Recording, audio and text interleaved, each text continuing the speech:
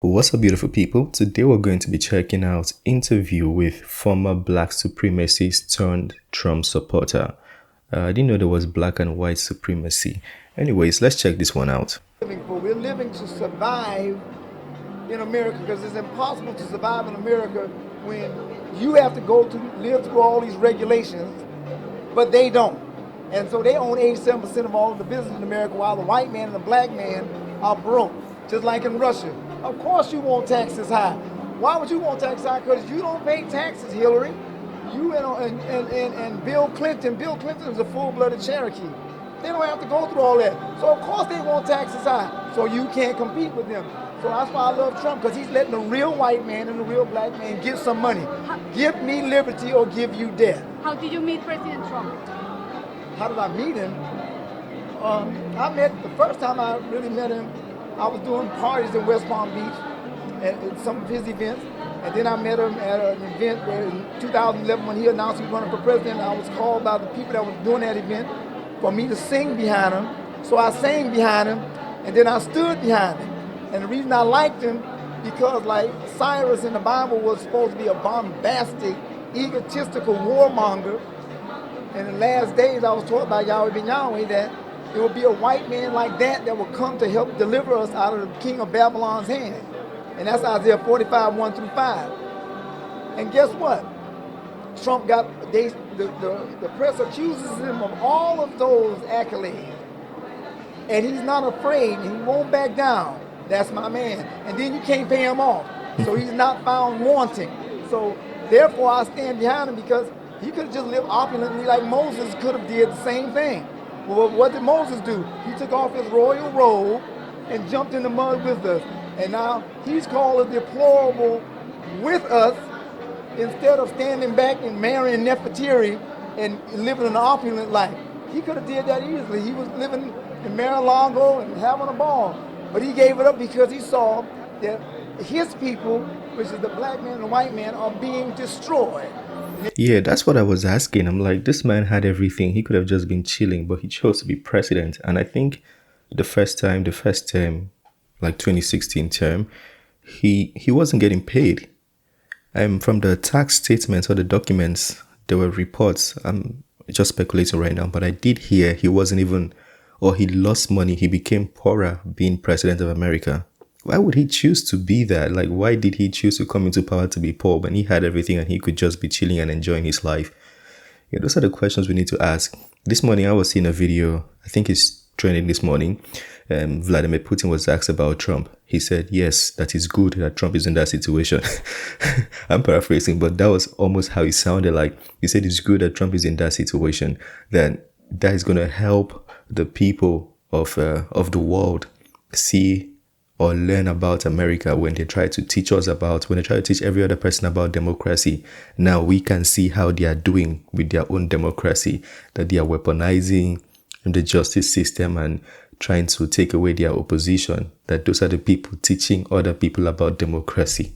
Something like that. That's what he sounded like. But that statement, I read the comments and everybody were like, speak, Putin. It was like he was preaching. Well, let me know what you think about that. I mean, I'm not saying Trump is guilty or innocent here. I never speak on that. I'm not a lawyer or a judge. They said, well, he's a racist. Well, if he's a racist, why did Jesse Jackson thank him for helping him run for president and helping the Rainbow Coalition and help him get black people jobs for the last 30 years? Why did he help the Russell Simmons get financing to do Def Jam records, out of which there would have been no Jay-Z? He helped Don King. I've seen him help black people, like the black guy that fixed his tire, didn't know he was in the car.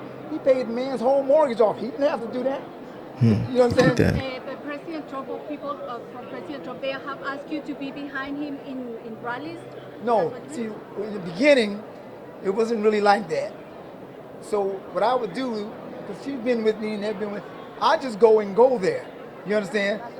That's what I do. I go there, and they're not like the Democrats. I went to one of Hillary's events one time just so I could bash her, because I despise her.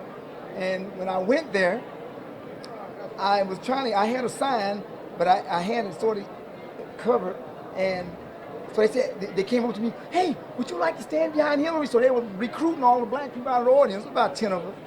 I said, of course. So I said, oh my God, I'm gonna get her.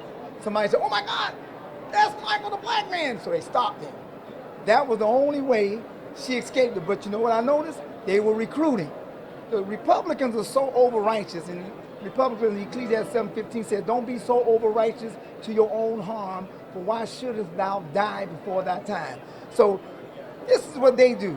They see you, but they won't say nothing to you. Like the last event, we had over 100 black people there, but they're all sitting on the fringes because they're so afraid. Michael, let me finish this with them I'm first. sorry. They were so afraid to be seen that they don't even go in. And then the Republicans are so ridiculous, they don't go ask them to come stand So behind. they haven't recruited you? So no, let me finish. Your answer is about to be finished. So what I did when I saw them doing that, I would just go sit there, and they would be so glad they wouldn't say anything. And so I've been doing it for so long. So when I went there yesterday, I got there at 7:20 in the morning. I took a taxi to the thing. I got there around 8. So I was like 8th in line. There was already people had been there since yesterday. So when we walked in, there was nobody in the venue. So what I did, I looked at the thing and I spied it out and I said, wow. And so what I did is I just walked up there. I said, I'm gonna sit right here, because I knew that was a good spot. And he said, you gonna sit right here? So I said, yeah. Oh, okay. And nobody said nothing. They don't say anything. But they're so glad that somebody black is gonna come up there. I don't know if they're really glad, but whatever it is, they don't say nothing. You don't say nothing, I'm not gonna say nothing. So let's do this together. Yes, sir. Yeah. Hi, Michael. Does the Trump campaign, does Mr. Trump know about your association years ago with Yahweh ben Yahweh? I really don't know if he knows. I haven't asked him. But you know, Moses was accused of murder, but he was still the Messiah, and he still delivered us. They accused Jesus of murder. You press accuse us of all kind of stuff, because the Bible said in Revelation 12:10 that you would be the accuser of the brethren. Well, you were not to found accuse guilty. us before. Yeah. I know that. Right. Yeah, and if I may say, gods2.com, who pays for this? How do you travel around the country? Oh, me, I raise my own money. I don't need you.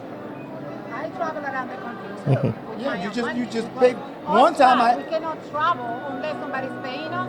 We are covering our own. And one time I had a companion pass. pass. What we believe. One time I'm not questioning your belief. One time I had a companion pass, and when I had that companion pass, I was flying everywhere because I could fly for free. So, and a lot of times, me and him and the brothers, we would drive to the events. Yeah. You know, so it was easy. You still live in Miami? Yeah, I'm still here. Right. And are you going to go to as many Trump events as you can? I'm going to go to as many events that's going to free us as I can. And that also includes Trump events. That's why I'm here. This is not a Trump event. I mean, it's a Pence event. So. Right.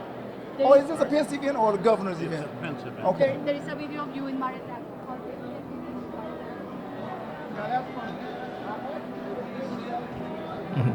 Trumps and Republicans are not racist. Yeah, okay. The man is giving his full support for Trump, like all black people are doing now. Latinos, there's a song Latinos for Trump, and I think there was one Blacks for Trump. Is it? I think that was the title. Yeah, and there was one that was released early, I think 2020. This guy said F Biden. That's literally the name of the song. I don't know if it's still on YouTube, but you can go check it out. It should be on YouTube somewhere. Maybe it's been taken down.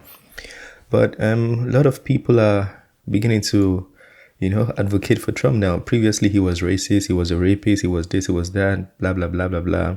Now, people are reversing that. Question is, what changed? Yeah, personally, I like Donald Trump, but I think he's overly expressive, and for the most part, he doesn't have to say a lot of or respond, because sometimes, or most times, he's responding. I think he doesn't have to respond to most of the things people say about him or accuse him of doing. It's the end of this video. Smash the like button, subscribe, and I'll see you on the next one. Peace. I made this bet on my own, bet on my own.